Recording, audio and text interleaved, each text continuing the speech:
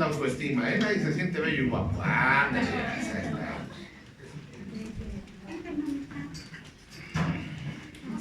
muy bien, ya quedaron disponibles los asientos de luneta, hermanos, son los más caros, los de adelante. Yo no sé por qué van a un concierto y pagan una lana por los de adelante y aquí vale lo mismo. Gracias a Dios.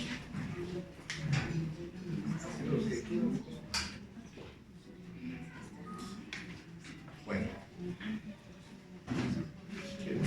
te están llamando, Dani, acá que hay 2 lugares disponibles que porque siente frío, que para que la abraces, Primera carta de Pedro, estamos estudiando la primera carta a Pedro. Y la semana pasada comenzamos a estudiar esta carta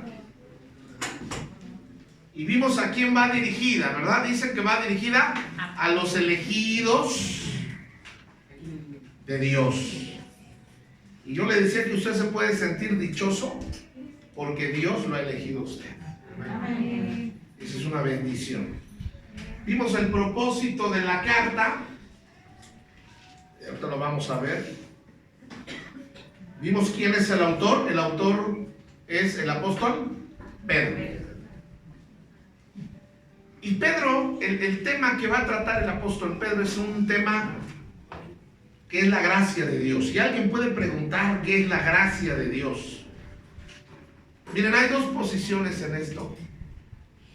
Y una posición es esta. Algunos piensan que porque somos salvos, y eso está mal, piensan que la gracia de Dios es una licencia para pecar. Es decir, puedo vivir como ya soy salvo y tengo la gracia de Dios, pues a soltarme el pelo y a pecar. Eso no es la gracia de Dios. Dígale al que está a su lado, dígale así, no es, manito. La gracia de Dios no es una licencia para pecar. ¿Me están oyendo? Porque algunos, sobre pretexto de que pues la gracia de Dios es grande y misericordiosa, pues algunos dicen, bueno, entonces vamos a pecar. Pero eso no es la gracia de Dios. La gracia, lo estoy aclarando porque más adelante le voy a decir por qué. La gracia de Dios no es una licencia para pecar. ¿Qué es la gracia de Dios? Cuando hablamos de la gracia de Dios, hablamos del poder de Dios, hablamos de la capacidad que Dios tiene para obrar. Díganme si no, la gracia de Dios es maravillosa en nuestras vidas. Amén. Hoy estamos escuchando un testimonio de la gracia de Dios. Nuestro hermano Rodolfo es un testimonio de la gracia de Dios. Sus hijos recibieron la gracia de Dios en esos momentos. Pero aparte, usted y yo, usted que está ahí sentado, también ha recibido la gracia de Dios. Amén. Dios ha actuado, Dios ha obrado, Dios se ha manifestado. Entonces la gracia de Dios nos habla del poder de Dios, de la capacidad de Dios para obrar, del poder de Dios operando en nuestras vidas. Pero también la gracia es algo que nos ayuda a vivir la vida cristiana como Dios quiere que vivamos esa vida cristiana. Y vemos que esta carta se escribió, ¿verdad? Vemos el propósito de esta carta. Pedro tiene 3 propósitos al escribir esta carta. Primero es alentarnos. ¿Primero es qué? Alentarnos. Animarnos.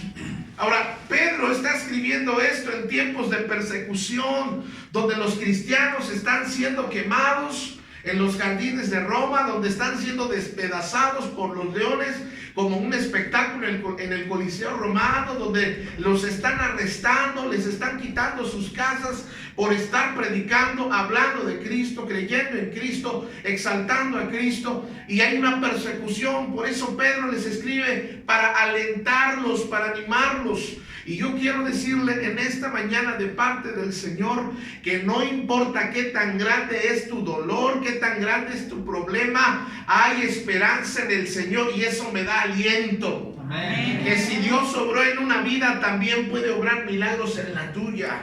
Que si Dios obró en los hijos del hermano, de la hermana, también puede obrar en tus hijos, porque así es la gracia de Dios. Amén. Pedro escribe esto para alentarnos.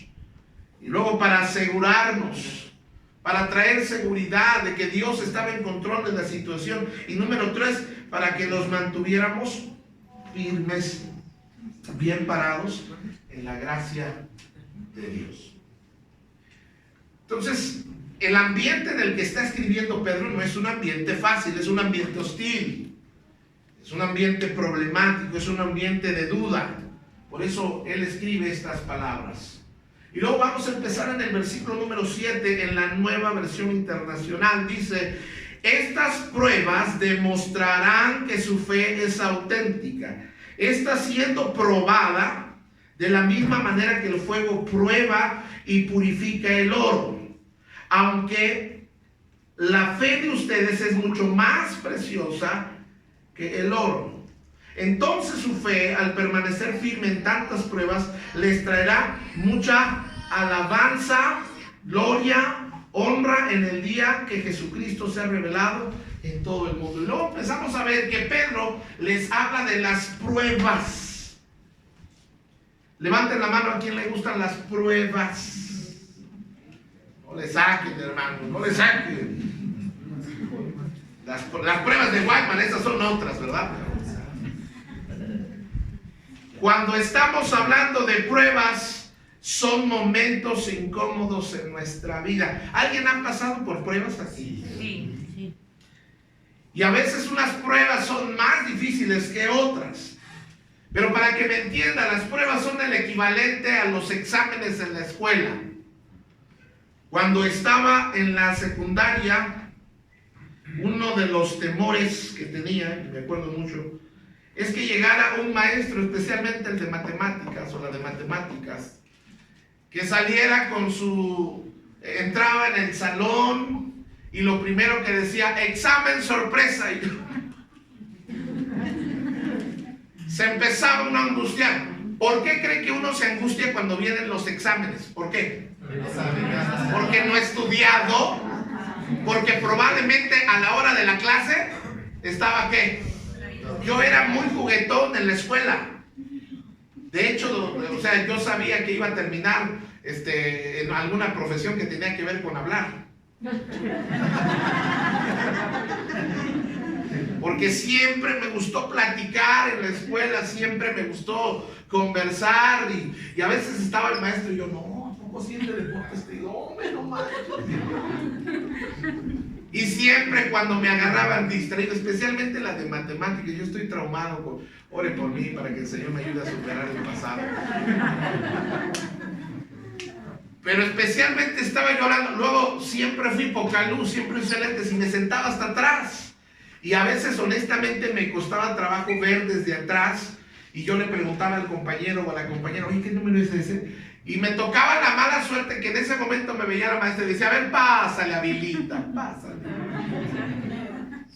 Y me ponía una ecuación y me decía, resuélvela.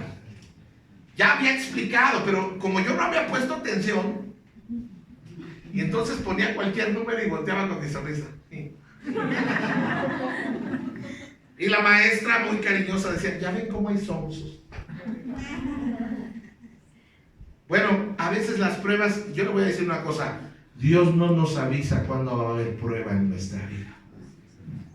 No es como una notificación, te cayó una prueba, no. Dios no nos avisa, las pruebas llegan de repente. Pero Pedro dice, yo quiero que ustedes estén preparados para cuando venga la prueba. Ahora, un examen o una prueba realmente es nada más para ver si aprendiste, si adquiriste conocimiento de lo que se te enseñó. ¿Sí me están oyendo, hermanos? Por eso cada tema que nosotros vemos, la fe, el perdón, la generosidad, ser administradores, todo lo que nosotros les enseñamos en el salón de clases, que es la congregación, en algún momento ustedes que tanto oyen, ya deberían ser hasta conferencistas de tanto que han oído, pero va a venir el momento en el que Dios te ponga un examen y te ponga una prueba. La fe va a ser probada. Nuestra capacidad de confianza va a ser probada. Los exámenes, cuando somos alumnos, los exámenes pensamos que son lo peor que nos pudo haber pasado. Pero realmente las pruebas o los exámenes no son para reprobar a los alumnos, sino para saber si adquirieron el conocimiento de la materia. ¿Sabes tú que a veces reaccionamos mal ante la prueba? Porque a veces, bien, ahora hay de pruebas a pruebas. Hay unas pruebas que son más difíciles que otras. Otras son más incómodas, otras son más dolorosas. Pero desafortunadamente a veces cuando viene la prueba a tu vida o a mi vida, una de las primeras preguntas malas que hacemos es: ¿por qué? ¿Por qué a mí, Dios? ¿Cuántos, la verdad, hermanos, estamos en honestidad, estamos en confianza? Mes patrio. ¿Cuántos se han preguntado cuando les ha caído una prueba, ¿por qué a mí? A ver, levanten su mano. 1, 2, 3, 4, sinceros. Si no se echó desodorante, nomás así.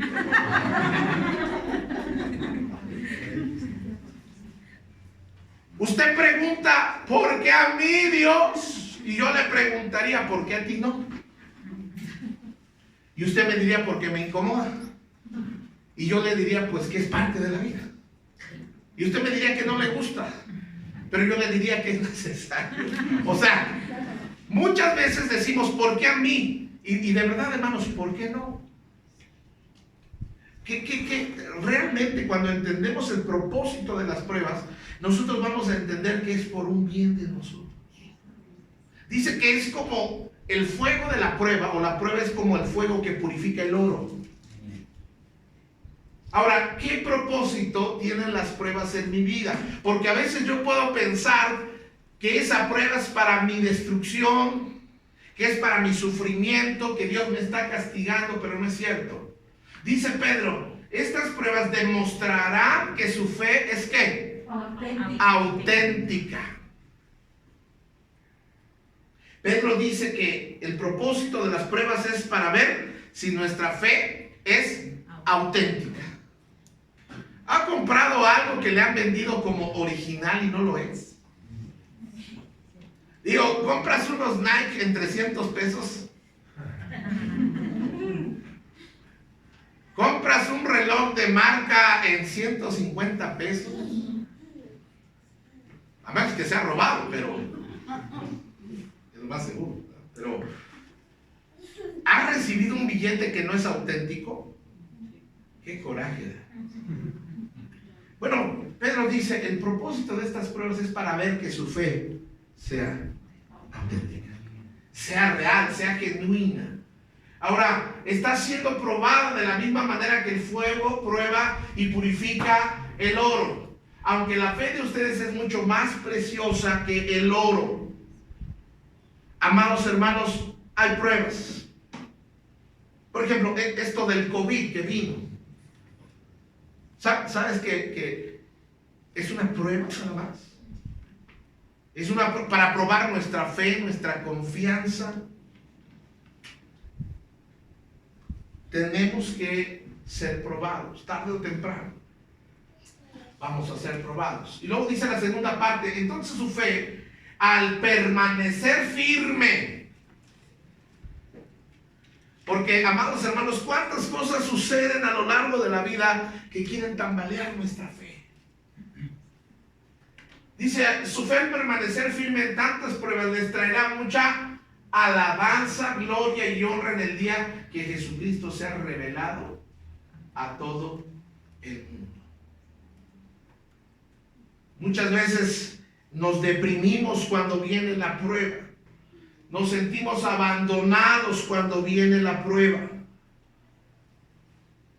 Cuando venga, hermanos, el desánimo, no pierdas tu fe. Cuando venga la persecución, el señalamiento, no pierdas la fe. Aun cuando venga la enfermedad, hermanos, no pierdas tu fe. Y si viniera la muerte, y algunos no.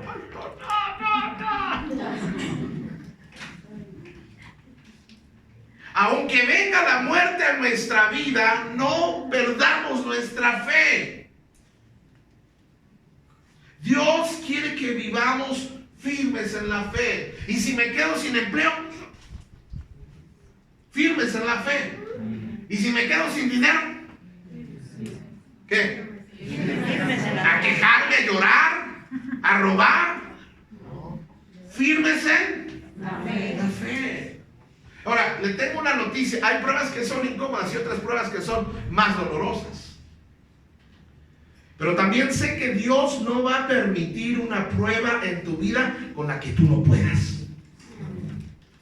Si en este momento tienes una prueba en tu vida, quiero decirte que Dios permitió esa prueba en tu vida porque Él sabe que puedes con esa prueba.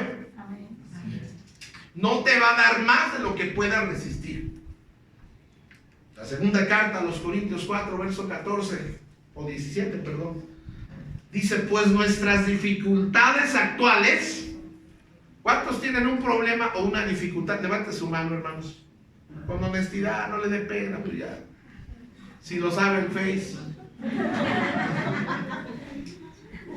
Pues nuestras dificultades actuales son pequeñas. ¿Y qué dice?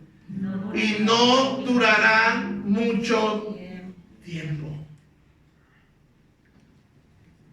No importa de qué tamaño sea tu prueba, no importa qué tan incómoda sea tu prueba, no importa qué tan fuerte sea tu prueba va a terminar. La prueba no es eterna, es momentánea. ¿Sabes que el COVID algún día va a pasar? ¿Cuándo? No sé. Pero todo problema va a pasar. Pero dígame cuándo, pastor. Yo no sé cuándo va a acabar. Lo que sí sé es que si permanecemos firmes en nuestra fe, firmes en la gracia, y podemos aprender a permanecer, venga lo que venga, Dios va a traer bendición en nuestras vidas. Amén. Dice el versículo número 8: ustedes aman a Jesucristo a pesar de que nunca lo han visto, pero ahora no lo ven, confían en Él y se gozan con una alegría gloriosa e indescriptible. Y luego dice: recompensa por confiar en Él será la salvación de sus almas. ¿Cuál es la recompensa por confiar en Dios, hermanos? ¿La salvación de quién? De nuestra alma. Somos cuerpo, alma y espíritu. El cuerpo no es eterno. ¿Ya se dio cuenta que no es eterno? Se dio cuenta que conforme avanza el día, el tiempo, ya salió una arruga más, una lonja más, una pata de gallo más, una cana más. El cuerpo se va a desgastar, pero el alma es eterna. Ahora dice aquí que la recompensa por confiar en Él es la salvación de nuestras No dice que es una vida sin problemas, no dice que es una vida sin enfermedad. La meta de Jesús, el propósito de Jesús es guardar nuestra alma por toda la eternidad.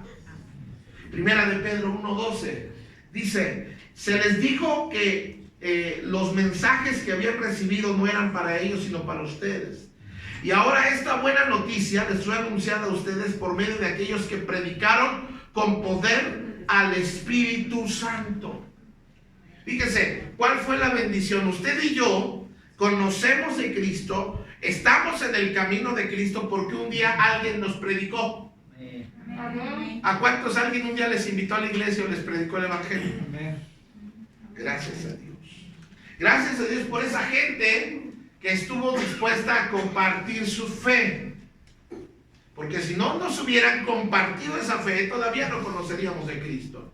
Y algo que Dios está queriendo en este tiempo de enfermedad, en este tiempo de mortandad, en este tiempo de los problemas de la sociedad son tan difíciles y tan oscuros, el Señor nos está mandando a compartir nuestra fe. Comparte tu fe, habla de tu fe, expresa tu fe. No puedes ser cristiano de la secreta, ahorita no hay chance para eso.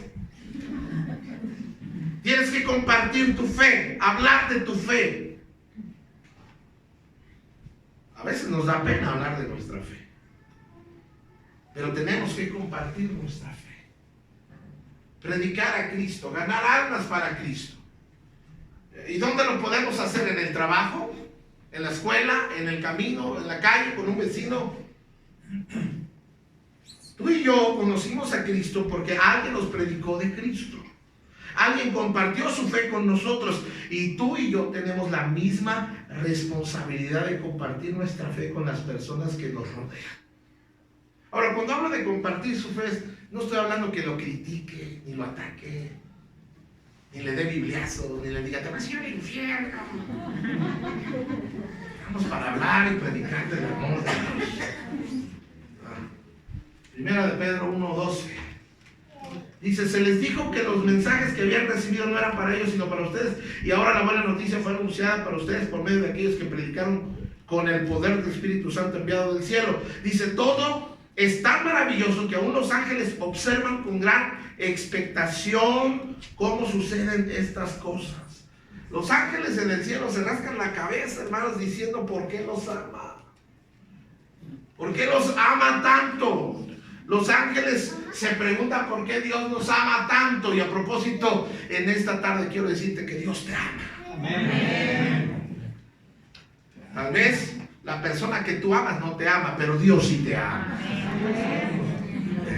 Tal vez tu suegra no te ama, pero Dios sí te ama. Amén. Tal vez en tu trabajo no te ame, pero Dios sí te ama.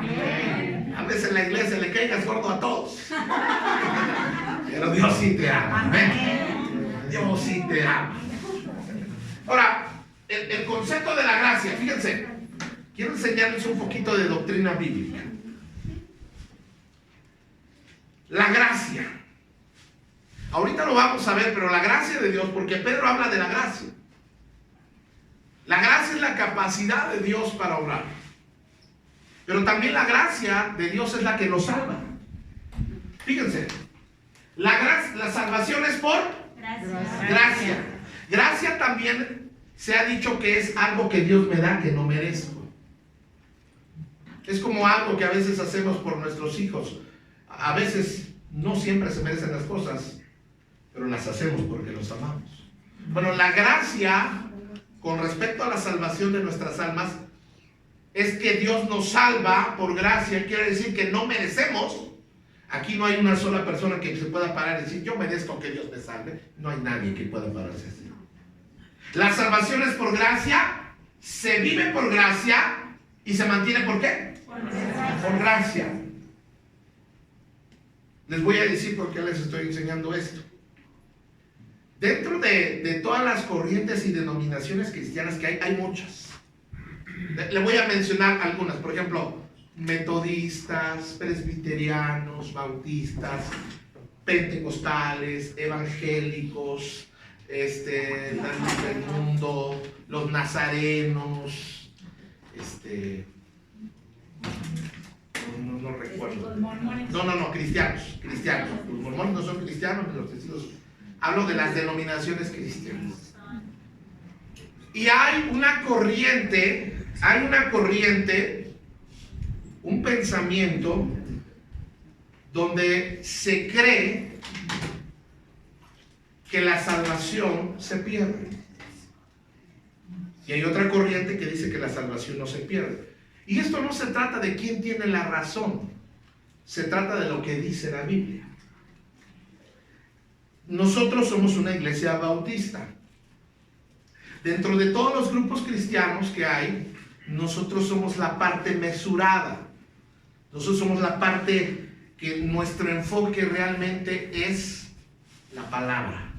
Ese es nuestro enfoque. Iglesias donde les encanta el gozo, el brinco, las lenguas, los milagros. Aquí no somos así. Aquí lo que nos enfocamos es en la palabra. ¿Ya se habrá dado cuenta? Si no se ha dado cuenta, me estoy quitando la máscara y le estoy diciendo dónde está. Ahora, no estoy diciendo que lo otro es malo, pero estoy diciendo que el enfoque de nosotros es la palabra. Dentro de nosotros, por ejemplo, los bautistas, para que alguien pueda llegar a ser pastor, amados hermanos, tiene que primero tener un llamado por Dios, una vocación por Dios. Esa vocación tiene que ser probada. Y luego uno tiene que ir a un seminario bíblico, porque es como una carrera, esto es una carrera, donde uno tiene que estudiar y prepararse. Entonces yo fui, o entre nosotros, la carrera dura 4 años. se estudia, la carrera es Biblia todos los días de lunes a domingo, de temprano hasta la noche. O sea, te llenan de conocimiento. Yo no estoy diciendo que el seminario te hace pastor, el seminario no te hace pastor. Lo que te hace pastor es un llamado que tienes de Dios, pero el seminario te da herramientas. ¿Sí me entienden? No es que sea más, alguien que fue al seminario no es más que alguien que no fue al seminario. Lo que estoy explicando es, quiero que me entiendan esto, porque lo estoy diciendo. Para interpretar la Biblia, yo por ejemplo, para poderles expresar la Biblia de una manera clara, yo tengo que conocer las escrituras bien para poderlas desmenuzar de tal manera que podamos entenderlas todos. ¿Está entendiendo? Y para eso en el seminario se nos dan clases como hermenéutica, que es cómo interpretar la Biblia. Se nos da griego, arameo, se nos dan otras cosas que nos ayudan, historia, para poderle dar a usted un mensaje correcto. Muchas veces se ha enseñado una doctrina, o a veces predicadores o pastores enseñan una doctrina y no tienen todo el conocimiento y por eso enseñan algo equivocado. No sé si me están entendiendo. Por eso es tan importante que nosotros conozcamos las escrituras profundamente como pastores. Porque si no, yo voy a enseñar algo. Por ejemplo, Mateo, les voy a dar un ejemplo. Mateo dice que si tu ojo te es ocasión de caer, ¿qué dice? Sácalo y mejor sea que entres sin un ojo al reino de los cielos que entres con dos y seas echado en el infierno. Si yo lo leo literalmente, quiere decir que si vi algo que no debo de ver, ¿qué debería de hacer según lo literal? Pues imagínate cuánta barbaridad sacarme el ojo si con trabajos veo con los lentes. Lo que realmente está queriendo decir ese pasaje es que quitemos de nosotros todo lo que nos estorba y que nos está haciendo ver cosas que no debemos hacer. ¿Sí me está entendiendo? Ahora, ¿cómo llegamos a esa conclusión? Porque alguien tuvo que estudiar para interpretar lo que realmente quiere decir. Esto ocurre con la doctrina de la gracia y la doctrina de la salvación. La mayoría de los pastores que predican que la salvación se pierde, discúlpenme, pero perdónenme, no han estudiado a profundidad las escrituras. Porque esto es algo serio. El alma, nomás fíjense qué tan grave. El alma de las personas, la eternidad de las personas depende de una buena o mala enseñanza. Más allá de emocional, más allá de que yo he debatido y discutido con pastores que piensan que la salvación se pierde y les falta ese conocimiento de la verdad, de las escrituras. Y si no me creen, vean lo que dice o sea, otra vez, la salvación es por gracia, se vive por gracia y se mantiene en gracia. ¿Cómo lo dice? Fíjense lo que dice, vamos a la escritura. Esto no importa qué dicen los bautistas o qué dicen, vamos a ver qué dice la Biblia. Dice en la Nueva Traducción Viviente, Dios nos salvó, ¿por qué? Por su gracia. O sea, es algo que no merecíamos y lo va a aterrizar. El apóstol Pablo dice, Dios nos salvó por su gracia cuando ¿qué? Creyeron. No dice cuando se portaron bien, sino cuando ¿qué? Creyeron. Dice, ustedes no tenían ningún mérito en eso, o sea, no se la ganaron. ¿Es un qué? Es un regalo de Dios. Versículo 9. La salvación no es un premio por las cosas buenas que hayamos hecho. Así que ninguno de nosotros puede jactarse de ser salvo. En otra versión, que es la versión 60, la que más usamos, en ocasiones dice, porque por gracia sois salvos. Entiéndase que la gracia, con respecto a la salvación, es algo que Dios nos da que no merecemos. Dice, porque por gracia sois salvos, ¿por medio de qué? De la fe. Y esto no de vosotros, es un don de Dios. Y luego nos aclara ahí, léalo fuerte conmigo, dice, no por obras para que nadie se gloríe. O sea, la salvación nadie se la puede ganar por obras, ni tampoco la puedes retener por obras. Es un acto de fe, es un acto de gracia. Ahora, No estoy diciendo que las obras no son importantes. Pero si alguien quiere ser salvo por medio de las obras, no va a poder, no le alcanza. Las obras son importantes después de que yo conozco a Cristo. Después de que yo ya tuve un encuentro personal con Él. Ahora sí las obras empiezan a contar para bendición en mi vida, pero no para salvación. En otra versión dice, ustedes fueron salvos gracias a ¿qué, hermanos? A la generosidad de Dios, porque tuvieron ¿qué? Fe. No se salvaron a sí mismos, la salvación fue un regalo de Dios. Verso 9. La salvación no es algo de ustedes, que ustedes hayan conseguido, pues nadie puede decir que se salvó a sí mismo. Otra versión dice, ustedes han sido salvos porque aceptaron ¿qué? El amor de Dios. El amor de Dios. Ninguno de ustedes se ganó la salvación, sino que Dios se las ¿qué? Se las regaló. La salvación de ustedes no es el resultado de sus propios esfuerzos. Por eso nadie puede sentirse orgulloso. ¿Qué es lo que está diciendo Pablo? La salvación es por gracia, se vive en gracia y se mantiene en gracia. Cuando decimos que la salvación se pierde, decimos, la salvación es por gracia, se mantiene por las obras y sigues guardándola por las obras. Y eso no es lo que es el concepto de la gracia bíblicamente. Ahorita les voy a explicar qué significa esto. Pero esto es asombroso. Esto es asombroso porque la salvación no depende de usted ni de mí. Al principio dije, la gracia no es una licencia para pecar. ¿Sí se acuerdan que dije eso? Si alguien dice, yo soy salvo, y le da vuelo a la hilacha, que al fin que ya es salvo, y entonces voy a pecar, y me voy a embriagar, y voy a hacer, entonces esa persona todavía no ha conocido verdaderamente lo que quiere decir la gracia de Dios. La gracia de Dios es una doctrina fundamental para vivir la vida cristiana. Se recibe por gracia, se vive por gracia y se mantiene por gracia. No la puedes recibir por gracia y mantenerla por tus obras, porque entonces tu salvación la estás queriendo guardar por tus obras. No sé si me están entendiendo. Hebreos 12, la salvación es un regalo. O sea, nadie se merecía ser salvo. No hay uno solo aquí que diga, yo merezco. No. La salvación es un regalo inmerecido. A nadie le alcanzaban las buenas obras. Isaías dice que cuando alguien quiere ganarse la salvación por sus obras, es como que alguien quiere ofrecer un trapo de inmundicia. La salvación se recibe por fe, por la gracia de Dios.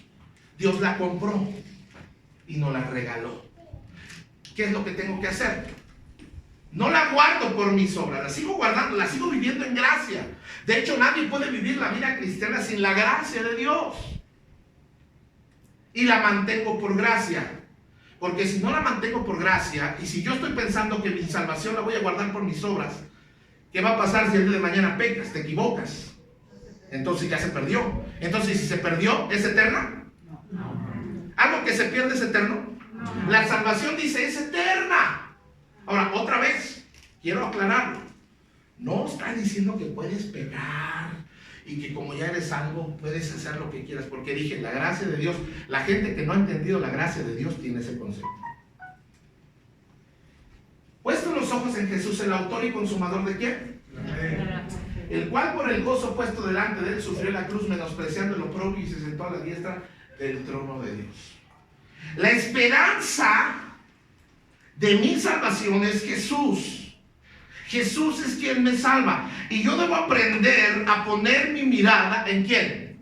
Ahora, no vemos a Jesús, o sea, no está Jesús aquí, pero está diciendo que pongamos nuestra visión espiritual en Él. No pongas tus ojos en las circunstancias. No pongas tus ojos en los problemas. No pongas tus ojos en las personas. No pongas tus ojos en lo que otros están haciendo o no están haciendo. Pon tu mirada en Cristo. No pongas tu mirada en los hermanos de la iglesia. Si tú pones tu mirada en los hermanos de la iglesia, te vas a desanimar, Porque los hermanos de la iglesia estamos en un proceso de santificación. Vamos haciendo. Por eso es que a mí me molesta la gente que critica a los hermanos de la iglesia. Porque para que tú puedas criticar a otra persona es porque tú ya llegaste a la estatura del varón perfecto que es Cristo. Y nadie de nosotros ha llegado a esa medida. ¿Sí me están entendiendo? Estamos en un proceso. Todos vamos en un proceso diferente. Es como la escuela. Entre los de primero, los de segundo, los de tercero, los de cuarto. Hay unos más grandes. Pero todos estamos creciendo en gracia. Pero si yo pongo mis ojos en los hermanos, me voy a desanimar. ¿Qué tal que yo vea de repente que la hermana Luz María hizo una cara así, pero a lo mejor le está doliendo la muela? Y cuando mis ojos están en lo que no, ay sí, ¿viste que me hizo una cara la hermana? A veces es pura idea de nosotros. Ahí le va esta. No ponga sus ojos en el pastor. Yo sé que es inevitable porque es bien parecido, simpático, guapo.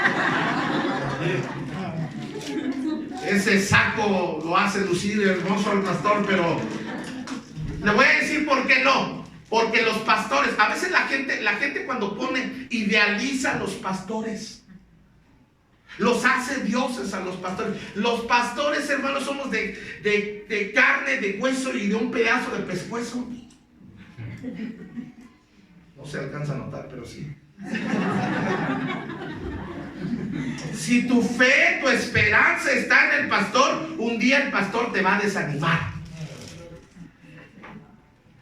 Por eso cuando, ¿y eso qué es pastor? ¿Y qué es pecado también? Pero es que yo no esperaba. Pues mal hecho, porque como es hombre, el hombre puede hacer de todo, desafortunadamente.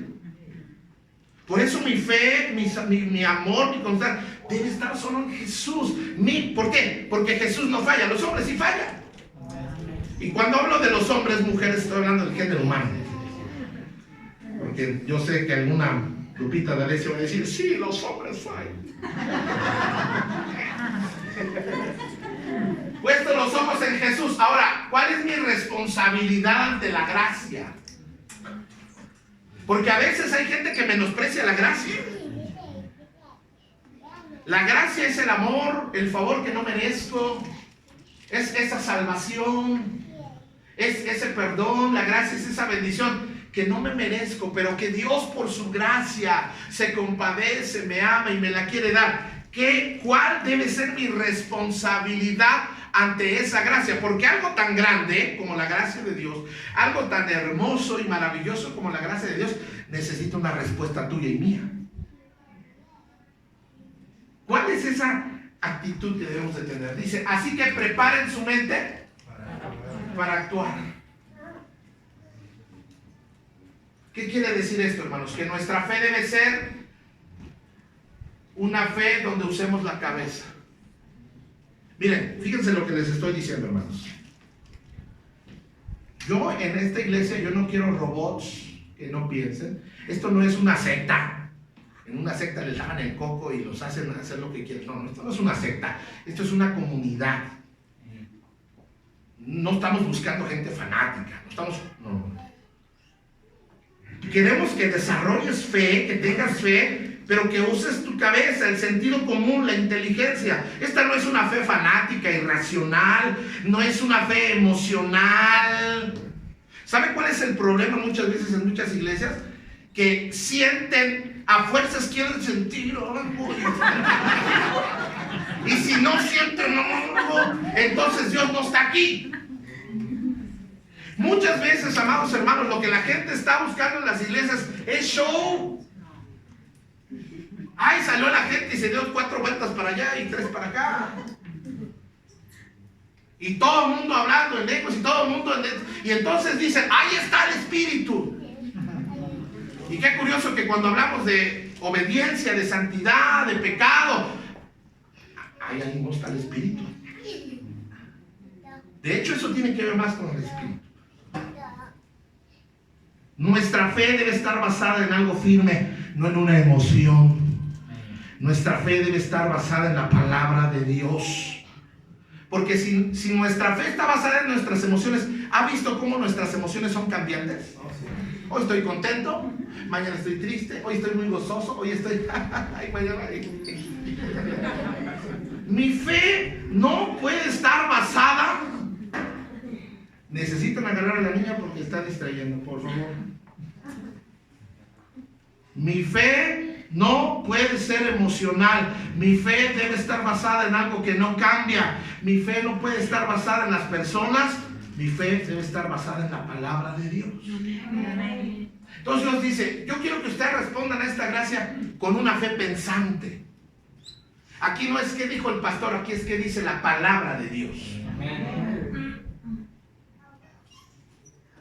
Aquí no se trata de lo que dice la iglesia bautista, se trata de lo que dice la palabra de Dios. A mí no me interesa lo que dicen los grandes predicadores de la televisión, a mí no me interesa lo que dice Guillermo Maldonado, lo que dice Carlitos Luna, lo que dice Alducin, a mí me interesa lo que dice la palabra de Dios. A veces somos muy, es que el pastor fulano, es que el pastor, ahorita mismo estamos hablando, tenemos otras congregaciones y en Celaya específicamente, un hermano le comentó al pastor, tenemos allá, es que aquí usted no da algo carne, no da mucha carne, usted da casi culto infantil. Y el problema es que no podemos con lo básico y queremos cosas demasiado profundas. La palabra de Dios, fíjense cómo era Jesús. Jesús era profundo pero muy sencillo. ¿Cómo predicaba Jesús? Un hombre tenía 3 hijos. Había un campo y uno sembró esto. O sea, los ejemplos de Jesús eran sencillos. Hoy en día la gente busca más fascinación que lo que es la sencilla palabra de Dios. La palabra de Dios debe ser algo sencillo. Luego dice, preparen su mente para actuar y pongan y ejerciten el control propio, su esperanza en la salvación inmerecida. Otras vuelvo a decir que la salvación es inmerecida, que recibirán cuando Jesucristo sea manifestado en el mundo. Ahora, habla de nuestros pensamientos, de controlar nuestros pensamientos. Amados hermanos, uno de los problemas que tenemos hoy en día a nivel sociedad es que la gente no es capaz de controlar sus pensamientos. Los pensamientos nos controlan, nuestras emociones. No somos capaces, hermanos. Esto me preocupa mucho, que estamos tomando decisiones demasiado emocionales. Somos demasiado sentimentales.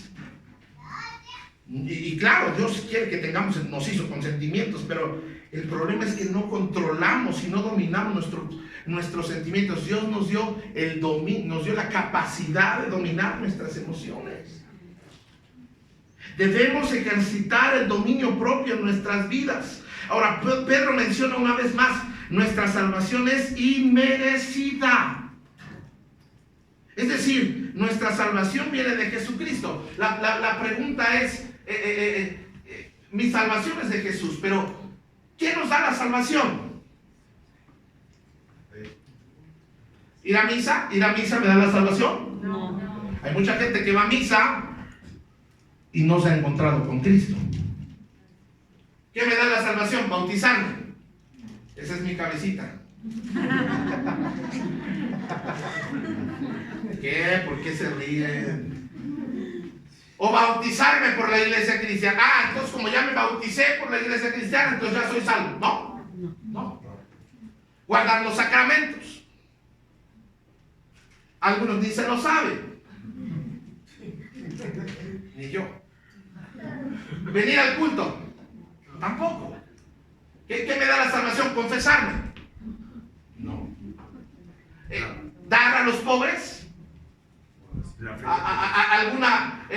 Ir a alguna iglesia bautista, pentecostal, evangélica, metodista me da la salvación. ¿La salvación está en una iglesia? No. ¿Dar dinero? No. ¿Dar comida a los más necesitados? No. La salvación está en Jesús. ahí está nuestra salvación. Por eso cuando yo les trato de compartir el evangelio o invitarlos, siempre les hago el énfasis. Yo no estoy invitando a formar parte de un clan ni de una secta, sino yo quiero que te encuentres con Jesús. El problema es que la gente está queriendo hacer todas esas buenas obras para ver si alcanzan la salvación, y eso no puede darnos salvación, porque la salvación otra vez es inmerecida, es por gracia, se obtiene por gracia, se vive por gracia y se guarda en gracia. Es gracia de Dios.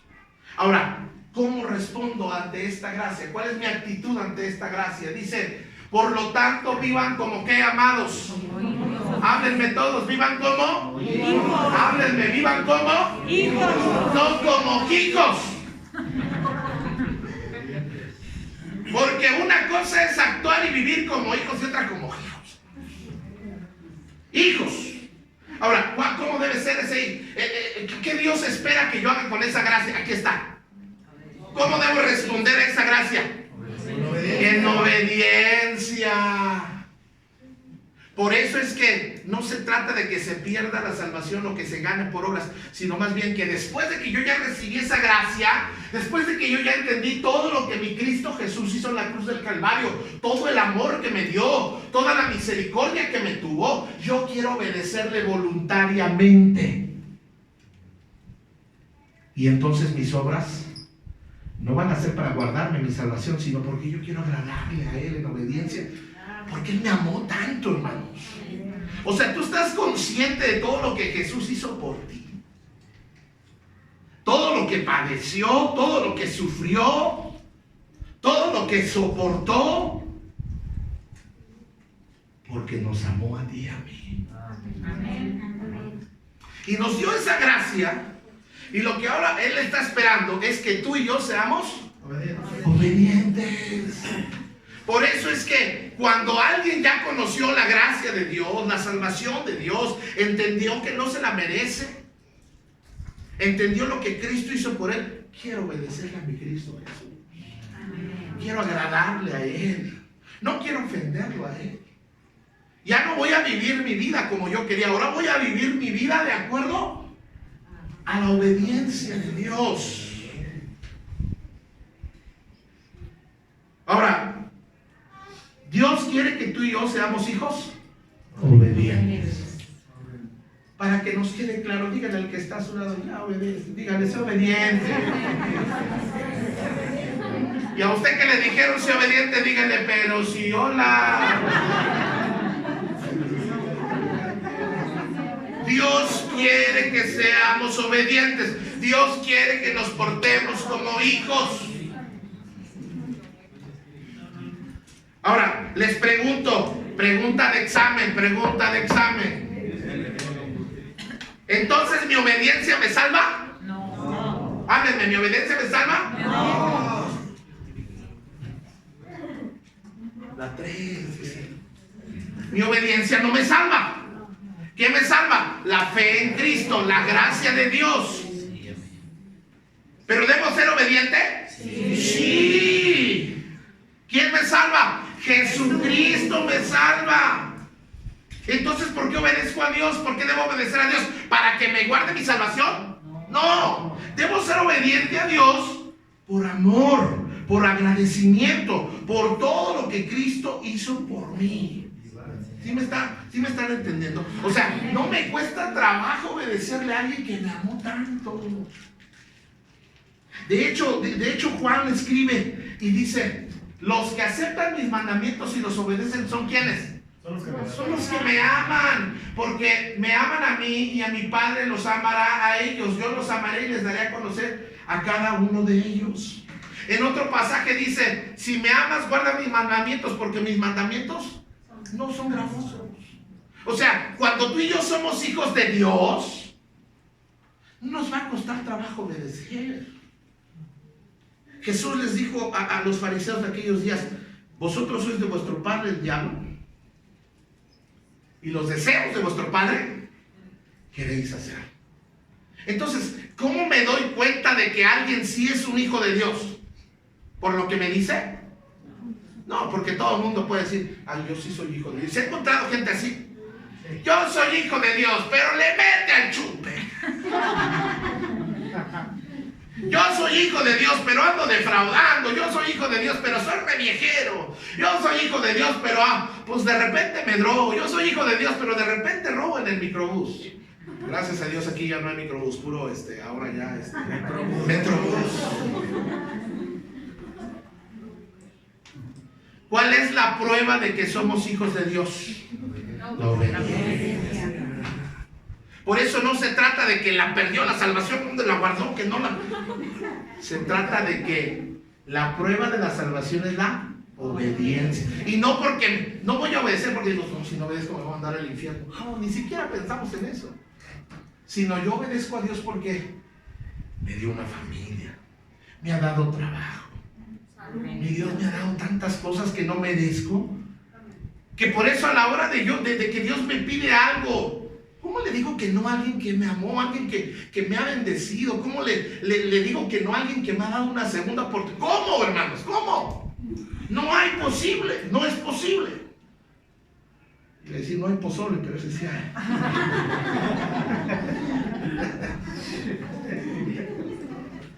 Primera de Pedro, los 10 mandamientos.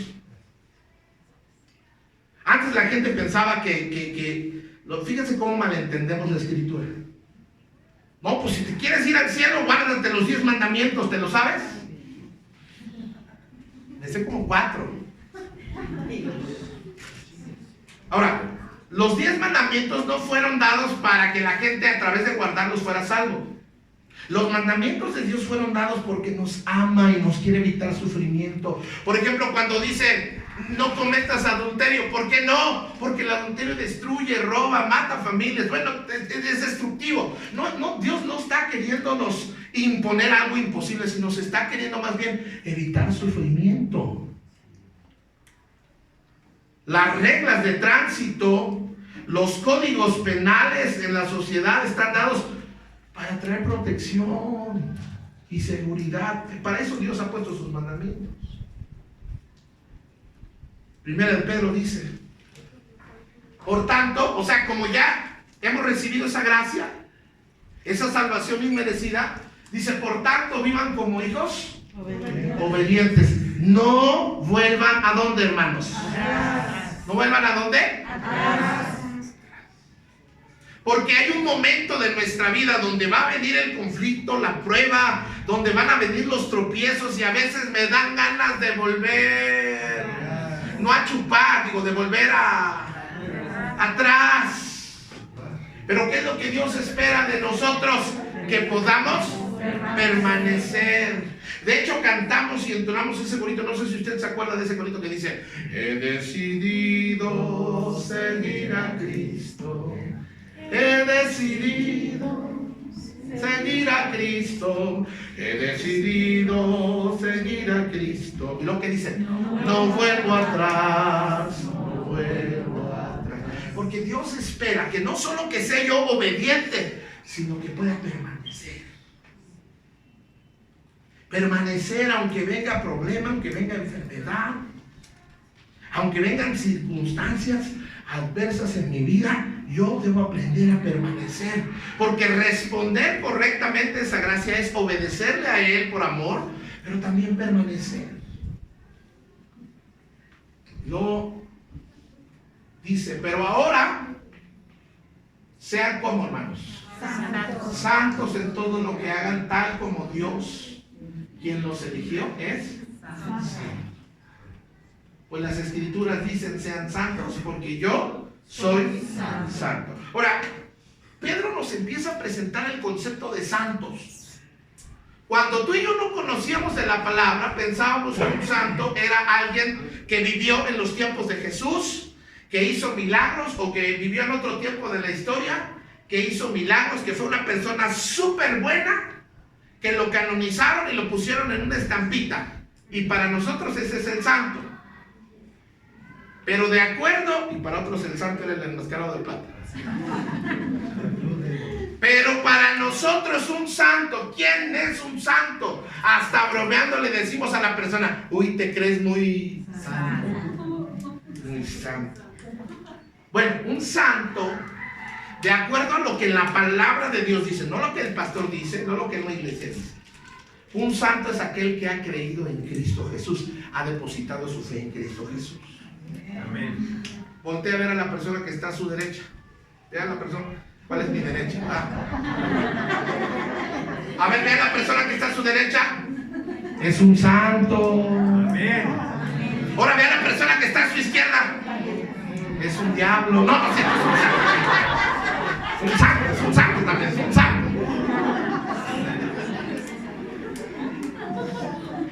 Digan conmigo, somos santos. Somos santos. O sea, somos santos no porque no hagamos algo malo o porque no pequemos. Somos santos porque hemos creído en Cristo. Esta es una reunión de santos. Aunque usted no lo crea. Es una reunión de santos. Ahora Dios dice otra vez, ¿ya recibiste mi gracia? ¿Estás caminando en obediencia? ¿Estás permaneciendo a pesar de que a veces la vida no te sonríe como tú quisieras? Tú eres un santo. Y yo quiero que tú seas santo porque yo, tu papá, Dios dice, soy santo. ¿Sabes que podemos ser santos porque espiritualmente el ADN de Dios, hablando espiritualmente, está en nosotros? Y podemos y debemos ser santos. ¿Y dónde debemos ser santos? ¿Y cuándo debemos ser santos? ¿Nomás los domingos en la iglesia? No. Debo ser santo en el trabajo. Debo ser santo en la escuela. Debo ser santo en el supermercado o en el supertianguis, donde vayas. Debo ser santo en el matrimonio. Debo ser santo en la casa. Debo ser santo en la iglesia. Debo ser santo mientras manejo. Porque a veces me van desesperando y a veces me dan ganas de acordarme de otras cosas. Debo ser santo con mis amigos. Y la palabra santo es nada más apartado para Dios. Amén. Dice, recuerden que el Padre Celestial, a quienes ustedes oran, no tiene favoritos. O sea, si usted se siente el consentido, Dios no tiene favoritos. Y luego fíjese que dice, Él nos juzgará o nos recompensará. Y aquí hay dos conceptos. Número uno, o seremos juzgados.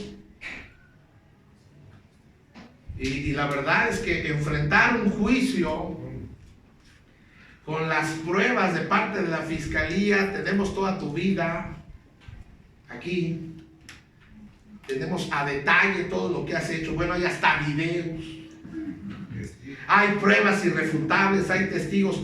Pues es un juicio que vas a perder. Pero él dice, o los voy a juzgar o los voy a recompensar. ¿De qué va a depender? Pues de que yo haga bien o haga mal. Ahora, la recompensa no está hablando de la vida eterna. Hay recompensas que, les voy a decir una cosa. Cuando tú y yo perdonamos, Dios nos va a recompensar. Cuando tú y yo ayudamos a alguien que no nos puede devolver el favor, Dios nos va a recompensar. Cuando tú y yo damos de comer al pobre, Dios nos va a recompensar. Cuando tú y yo somos generosos, Dios nos va a recompensar. Cuando amamos a las personas, a pesar de que nos ofenden y nos fallan, Dios nos va a recompensar. Cada cosa que yo haga por el Señor aquí en la tierra, Dios me la va a recompensar. Cada aseo que has hecho, Dios te lo va a recompensar. Aquí no esperes una propina. Y se nació tan bonito y los hermanos, puercos, ya que ni las gracias me dieron. Que no te las den los hermanos, pero Dios te va a dar las gracias y te va a recompensar. Ser fiel al Señor traerá recompensa. Perseverar en las pruebas nos trae recompensa. Seguir a Dios a pesar de que yo no entienda lo que está pasando en mi vida, trae recompensa. Y luego dice que somos temporales, residentes en esta tierra. El año que viene este año pensaba ir a muchos lugares, hermanos. Tenía un viaje para Canadá, ir a Colombia, querer ir por allá y por acá, a predicar, no a pasear. Pues no pienso que ando de paseo. Pero nos están invitando a ir al otro lado del continente, ¿verdad? Y a predicar. Bueno, nos invitan a todos siempre y cuando pueda llevar para su pasaje, pues puede ir, ¿verdad? Pero estoy pensando, si el año que viene voy a Ucrania o a África, un ejemplo, ¿usted cree que yo voy a ir y me voy a pasar tiempo aprendiendo el idioma? Nada más voy a ir 3 días, voy a predicar 3 noches. ¿Me voy a pasar el tiempo aprendiendo el idioma? ¿Por qué? Porque nada más voy ¿cuánto tiempo? No voy a vivir ahí, nada más voy de paso. Pedro nos presenta el concepto de que a veces hacemos demasiadas provisiones para este mundo y dice somos temporales. Hace unos momentos nuestro hermano Rodolfo decía algo cierto y decía, el dinero, ya cuando estás, hermanos, con una oxigenación, así tengas toda una feria, una gran cuentota en el banco, cuando la oxigenación no te da para más, ¿de qué te sirve tanta feria? De nada, ¿verdad? No, mire, es una moraleja, no sé. Sí, no, a lo que voy. Llega un anciano a un hospital y le faltaba oxígeno. Le ponen 2 horas de oxígeno. Le dicen, son $800. Y se empieza a reír y le dicen, si no tiene para pagar, díganos si no hay problema. Ya usted es una persona grande. Dice, no tengo para pagar eso y muchísimo más. Dice, pero me estoy dando cuenta de la gracia del Señor, de todos los años que me ha dado oxígeno y cuánto no le debo. Amén. Y a lo que vamos, hermanos, es que llega un momento donde nuestro dinero, nuestras posesiones materiales, ¿de qué nos pudieran servir? Sin la gracia de Dios, sin ese favor de Dios. Hermanos, y Pedro dice, somos residentes temporales. Algún día vamos a morir. Mire a la persona que está a su lado, no le diga nada. Ya vuela polilla a lo mejor, pero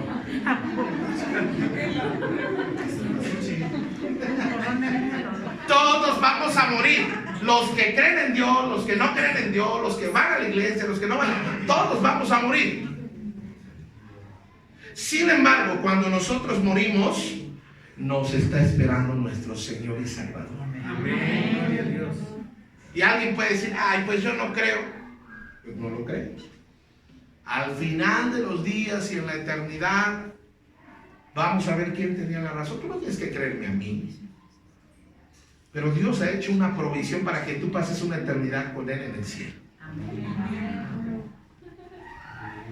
Dios ve mis acciones, mis obras, no para salvarme. Dios ve mis acciones para traer bendición en esta vida y en esta tierra.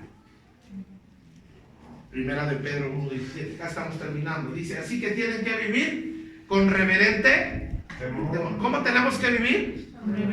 Ahora, el temor no está hablando de miedo, está hablando con honor, con conciencia de nuestro Dios. Así debe ser la vida de un hijo de Dios. Por eso cuando alguien vive como debe de vivir, en obediencia, permaneciendo, hay testimonio de que es un hijo de Dios. Y termino con esto. Pero ustedes saben que Dios pagó un rescate para salvarlos de la vida vacía que heredaron de sus antepasados. O sea, usted y yo traemos cosas y patrones de vida que venimos arrastrando de nuestra familia. Pero aún en Cristo, cuando llegamos a Cristo, Él empieza a reparar aún esas cosas que estaban en nosotros. Y luego dice, no fue pagando con oro ni plata, las cuales perdieron su valor, sino que fue con la preciosa sangre de Cristo, el Cordero de Dios, que no tiene pecado ni mancha. Dios lo eligió como el rescate por ustedes mucho antes que comenzara el mundo. Pero ahora en estos últimos días Él ha sido revelado por el bien de ustedes. Y luego nos dice que Cristo compró nuestra vida. ¿En dónde compró nuestra vida? En la cruz del Calvario. Ahora me llama la atención que Cristo no regateó por nuestras vidas, no le dijo al diablo, ¿cuánto? Ya lo vengo. ¿Cuánto por Rafa? Pido tanto, ya lo vengo. Ya está maltratado, pues ya. No, Cristo pagó la deuda y no replicó, no dijo, ay, es mucho. Él pagó todo por nosotros. Amén. ¿Sabe por qué? Y quiero terminar con esto, porque tu vida y mi vida tiene valor para el Señor. Amén. Hermano, ¿me puede ayudar con el teclado, por favor? Tal vez alguien en esta vida nos ha hecho sentir como que no tenemos valor. A veces nuestra propia familia puede hacernos sentir que no tenemos valor. A veces nuestros propios hijos pueden hacernos sentir que no tenemos valor. Pero quiero decirte que eres tan, pero tan valioso para el Señor, que Cristo Jesús vino a derramar cada gota de su sangre. Vino a recibir esos latigazos en tu espalda. Vino a recibir la corona de espinas por ti en tu lugar. Vino a cargar la cruz que tú y yo merecíamos cargar y ser crucificados. Pero Él vino y cargó la cruz. Él permitió que esos clavos penetraran sus manos y sus pies. Y toda la sangre que derramó era para comprar nuestra vida. Alguien dijo que eso fue para pagar nuestro pecado. No, Dios no pagó. O sea, sí pagó nuestros pecados, pero realmente lo que hizo en la cruz no fue pagar por lo malo o la suciedad, sino fue comprar tu vida. Por ejemplo, cuando yo compro un carro y no voy a la agencia, tal vez yo compro un carro usado y por dentro está sucio el carro y tiene hamburguesas de hace 3 meses y tiene unas manzanas podridas ahí y ya tiene hasta gusanos. Pero yo no compré las hamburguesas podridas de los gusanos. ¿Yo compré qué? El carro. Y una vez que lo compro, ¿qué voy a hacer? Lo voy a limpiar, lo voy a sanitizar. Le voy a hablar al hermano Eduardo que tiene sanitizaciones en descuento. Y lo voy a empezar a usar. ¿Me está entendiendo? Así es lo que Cristo hizo. Nos compró lleno de defectos, de traumas, de pecados, de maldad. Pero Él compró lo bueno de nuestra vida. Y una vez que los toma, nos empieza a limpiar, nos empieza a santificar. Y luego nos empieza a usar para su honra y su gloria. Eso es lo que Dios está haciendo. Por eso, otra vez, el concepto de la gracia, hermanos, una vez que podemos entender qué es la gracia, que la salvación la recibo por gracia, la vida cristiana la vivo por gracia, y esa salvación la mantengo en gracia, reacciono en obediencia, permaneciendo a Él. Yo sé que hay un propósito, un plan para mi vida, viene algo bueno para mi vida. Entonces, en esta mañana quiero que te vayas a tu casa pensando: eres una persona dichosa porque Dios ha derramado su gracia en tu vida. Amén. Y eres una persona valiosa. Amén. Todavía no somos perfectos. No hay una sola persona perfecta aquí. Estamos en un proceso de santificación. Dios sigue sacando de mi vida, de mi corazón, el mugrero que había. Todavía hay ahí, por ejemplo, tal vez odio, todavía hay rencor, todavía hay cosas que no están bien. Pero ya estoy en las manos del Señor. Me está santificando. Estamos en un proceso. Por eso anímate, porque eres una persona valiosa para el Señor. Vamos a cerrar nuestros ojos un momento.